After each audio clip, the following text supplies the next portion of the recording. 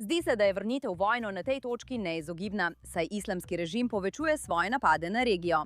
Trenutna je vojna z Iranom skoraj v celoti osredotočena na Hormuško ožino, kjer so Združene države Amerike začele tako imenovani Project Freedom. Po mednarodnem pravu, vključno s pomorskim pravom, je ožina Hormuz mednarodna morska pot.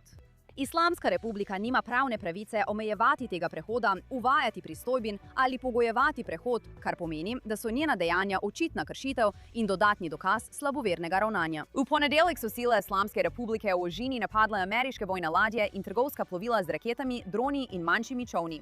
Centralno poveljstvo ZDA je odgovorilo tako, da je uničilo vsaj 6 iranskih hitrih napadalnih čovnov in prestreglo več raket izstreljenih na ameriško mornarico. Dve ameriški rušilki in trgovska plovila sta uspešno prečkali ožino v okviru Project Freedom, ki je preizkus, ali se lahko svetovno ladjarstvo nadaljuje pod zaščito ZDA. Islamska republika je neposredno napadla tudi ladijski promet, vključno z ladjo povezano z Južno Korejo, ki je bila poškodovana, vendar ni bilo žrtev. Naslednja so napadi v zalivu in energetska vojna. Hkrati z vsem tem je Islamska republika razširila svoje napade tudi zunaj Hormuške ožine. Združeni arabski emirati so sporočili, da so njihova zračna obramba prestregla 15 izstrelkov, tako križarskih kot balističnih, ter 4 drone, ki jih je izstrelila Islamska republika.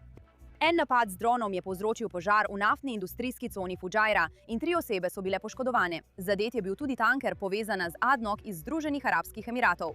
Fudžajra ni naključna tarča. To je ena redkih glavnih poti za izvoz energije, ki obide ožino Hormuz. In z napadom nanj Islamska republika skuša odpraviti alternative in zvišati svetovne cene energije, da bi prisilila mednarodno skupnost nazaj v odvisnost od morskega prehoda, ki ga lahko ogroža in nadzoruje.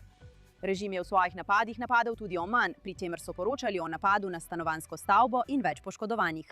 Združeni arabski emirati so napade označili za nevarno stopnjevanje in dejali, da si pridržujejo pravico do odziva. Več zalivskih držav in več zahodnih držav je obsodilo napade, vendar pa ni bilo izrednega zasedanja Arabske lige ali obsodbe, regionalni odziv pa je bil glede na obseg napadov omejen.